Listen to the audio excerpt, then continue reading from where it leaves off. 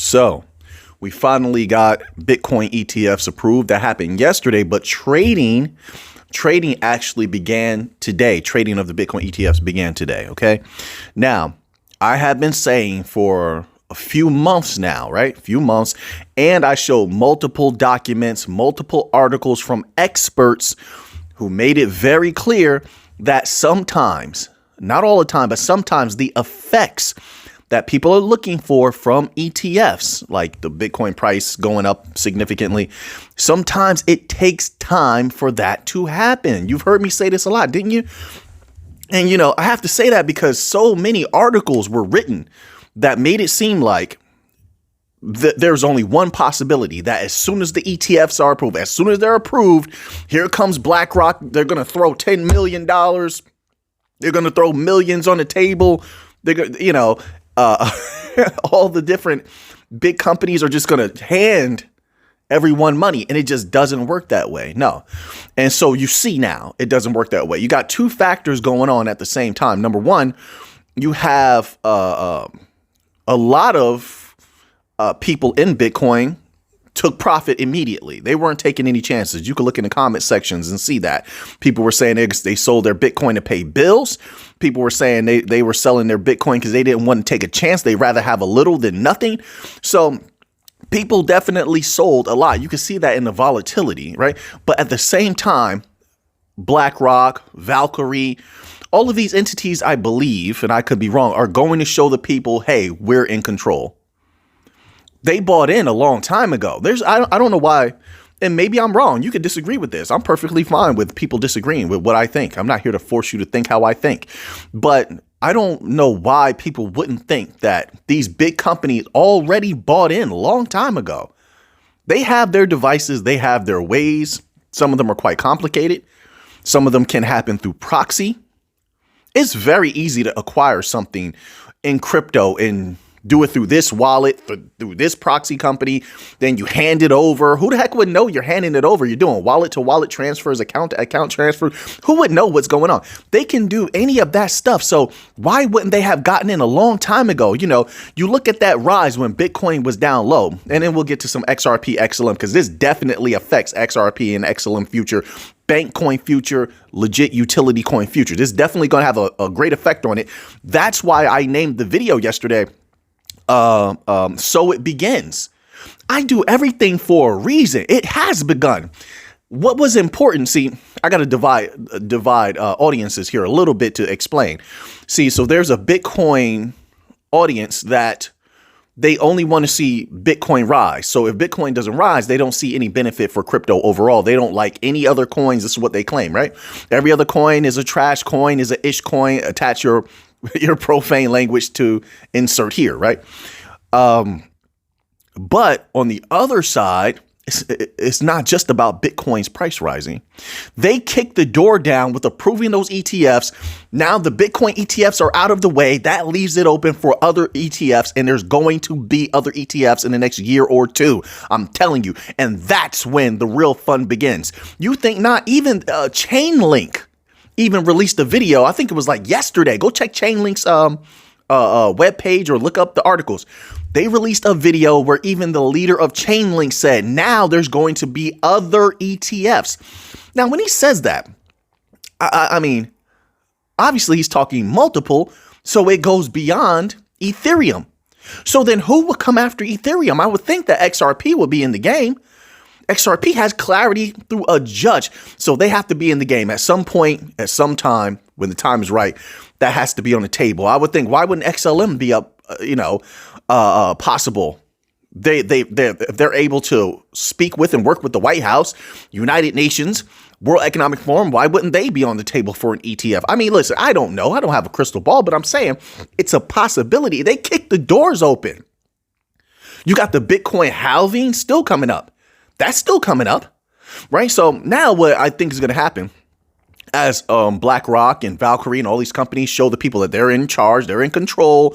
They don't have to skyrocket the price if they don't want to. They can make it go up gradually, little by little, and they're going to keep scraping. They use a similar technique sometimes as the swing traders and day traders, right? You get that volatility, but they're not waiting on anything huge. As soon as they make a little bit, they scrape some off. The price goes up, people put their money in, price goes up a little bit more, they scrape a little off the top. They can do that technique as well, just on a much larger scale. I mean, we'll see what happens. But like I said, I think that the experts who said that most ETFs take a little bit of time before that powerful effect is felt, it takes some time. It doesn't always happen immediately. So I think that was proven correct. So XRP ETFs and things of that nature, I still think 100%, before they make a move on an XRP ETF, you have to get past the SEC case first. Like I said, we got a couple of court dates coming up. They get past this settlement, have something satisfactory come out of that. It doesn't even have to be satisfactory. You want to be real. Just get past it. Let XRP go skyrocket. If you're Ripple, I mean, sure, you want to come out with the best possible victory every single time. But let's say you don't.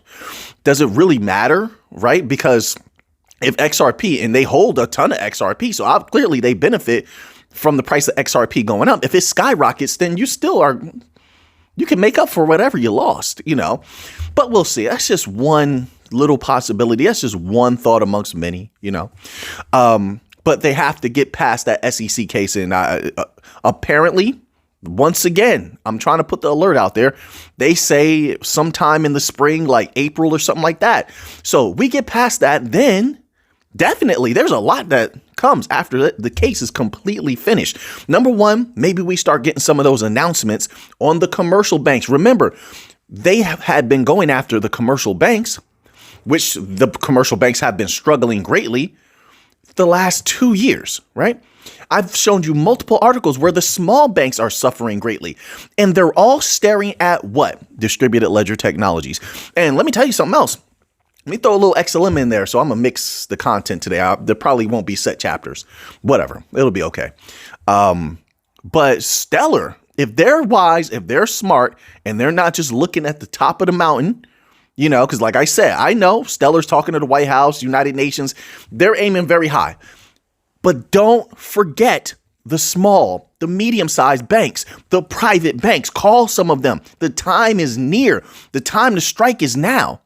And that's another thing. So along with kicking the floodgates open on that with the ETFs, that also legitimizes crypto that much more. All that there was a lot of legacy money on the side. Never dabbled in crypto, never played in crypto, but now they might start doing that. They're going to psychologically get used to crypto. As they're psychologically getting used to crypto, that money starts to come in little by little. Like, I don't know. See, people are too caught up in price, and I get it. I understand. But that's not the only dimension to look at. That's not the only plane to look at.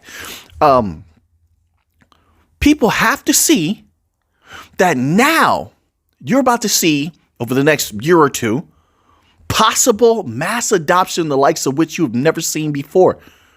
Acceptance of crypto, the likes of which they've never seen before. This is all leading up to a massive, possibly, I'm not a psychic or anything, which is my humble opinion, not financial advice. The possible massive bull run. Everything is leaning in crypto's favor. The only thing not leaning in crypto's favor is crypto. Crypto likes to fight and divide each other up. That's it. Other than that, everything's leaning in our favor.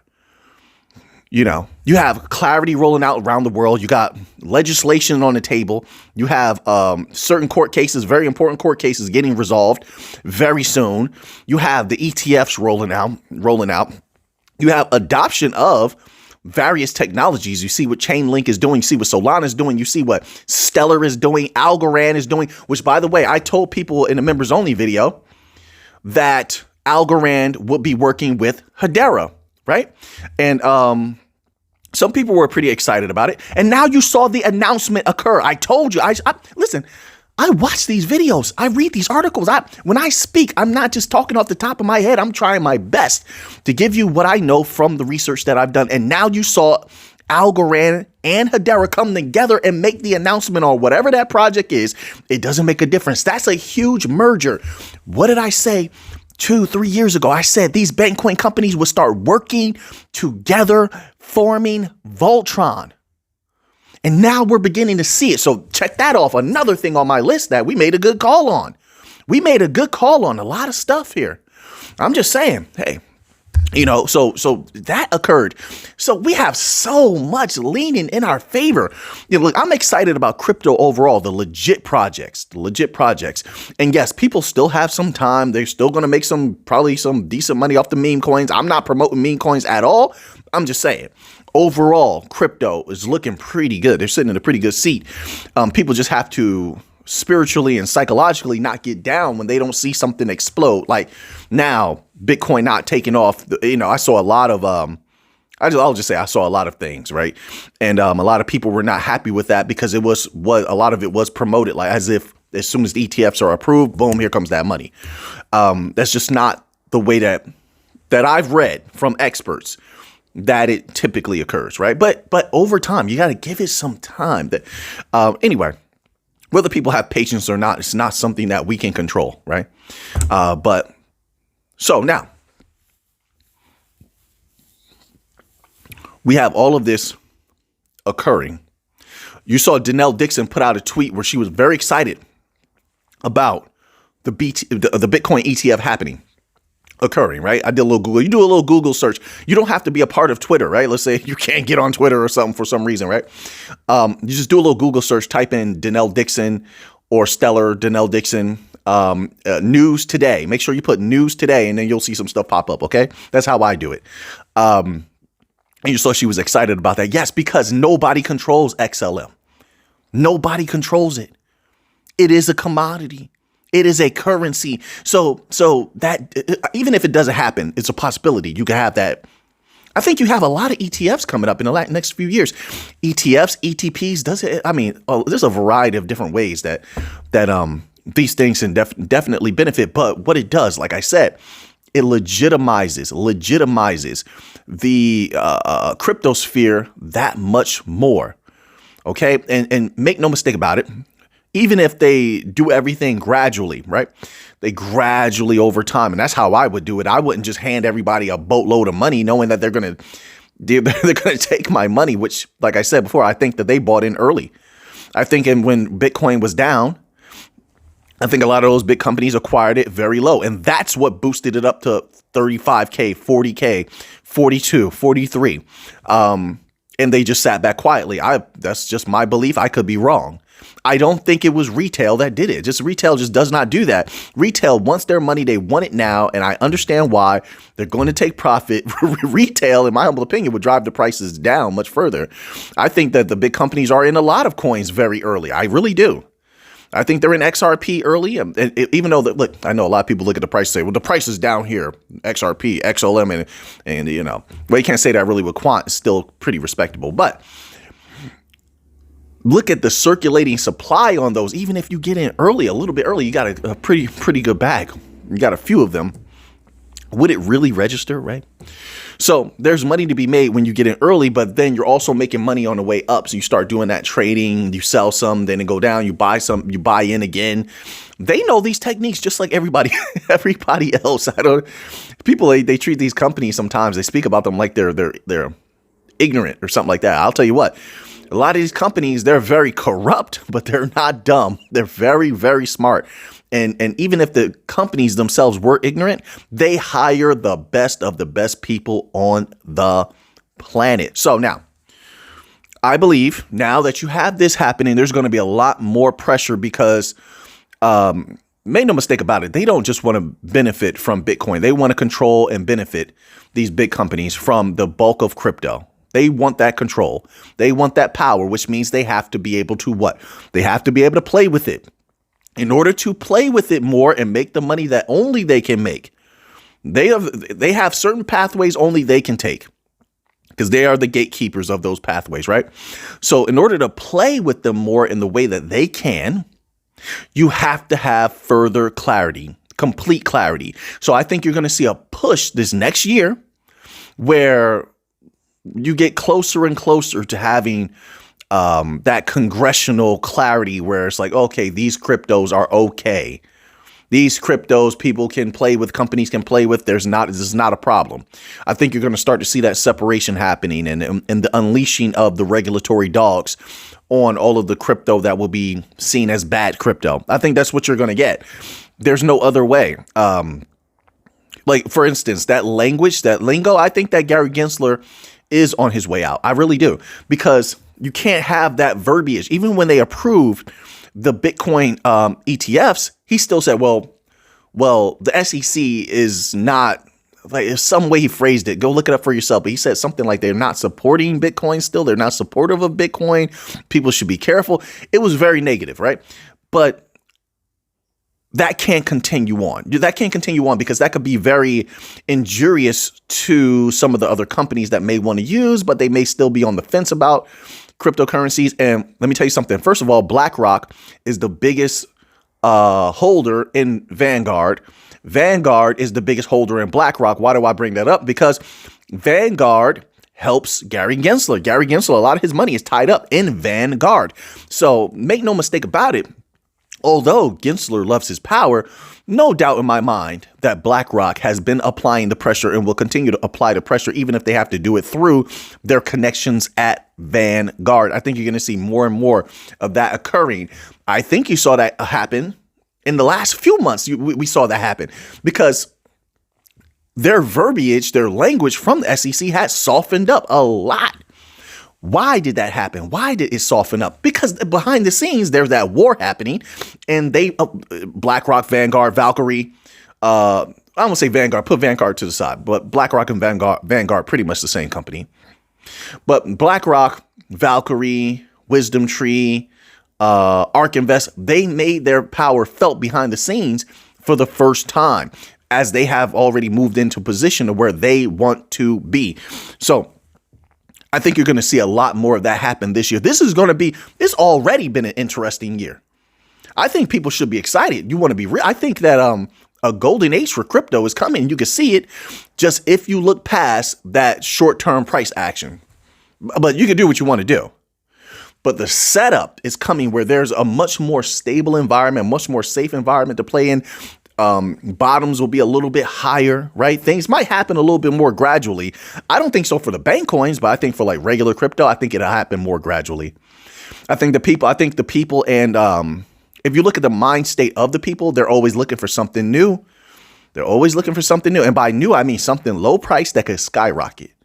Well, if you take that psychology, right, and we actually deem it feasible that the meme coins and pump and dumps are going to be getting eliminated at some point in the next year or two, then the only low price things that are legit that people will be able to play with when it comes to the future, let's say that these things haven't gone off just yet, would be legit utility coins. Right? I just give you an example, like something like, and I'm not promoting this or anything like that. It just comes to mind because I do keep my eye on it. That's it.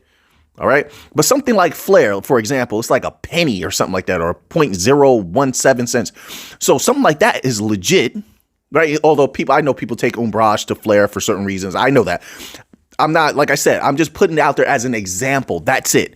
But things like that, people will come and play with. It's cheap. It can go up significantly, right? So I think that that's where everything is heading.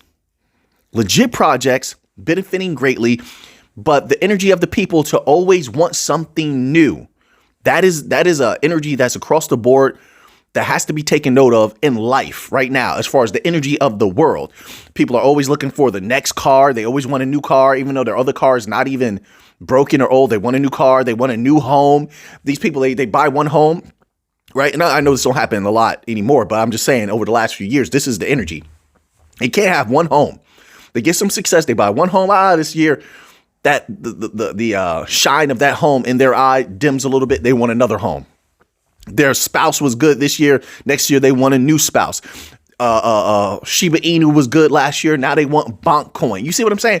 So that energy, I take note of that psychological energy. They always want something new. So although people have made tremendous gains from Bitcoin, and I believe they will make tremendous Bitcoin gains in the future as well. I think it's just going to take some time. I could be wrong. If it happens immediately, so be it. I benefit from Bitcoin as well.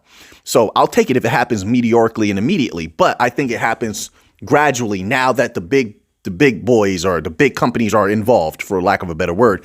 I think they want it that way so they can control the outcome a little bit better. You can control things a little bit better if it moves a little bit more slowly than if it moves quickly, right? But you could disagree with that. I guess there's arguments that could go in the opposite direction. So be it.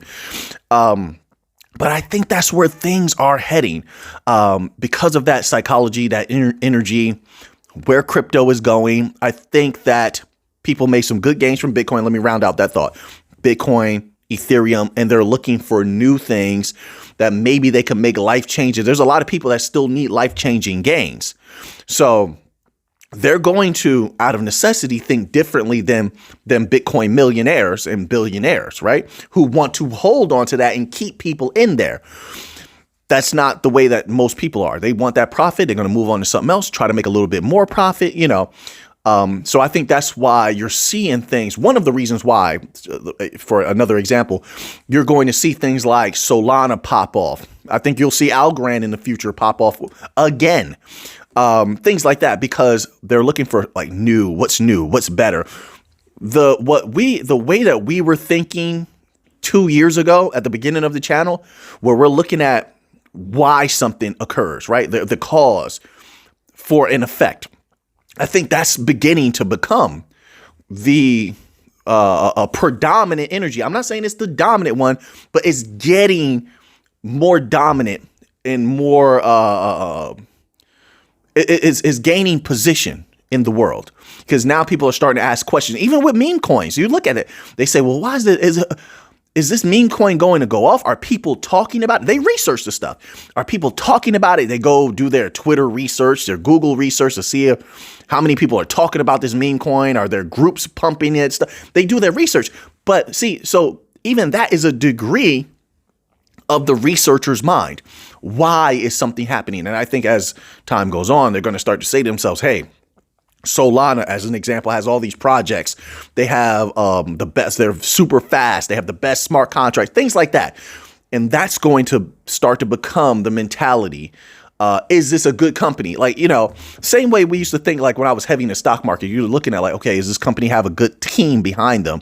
Do they have a good product? You know, when are they going to be able to take this to market? This product that they're pushing, like there's a lot of different stuff, you know.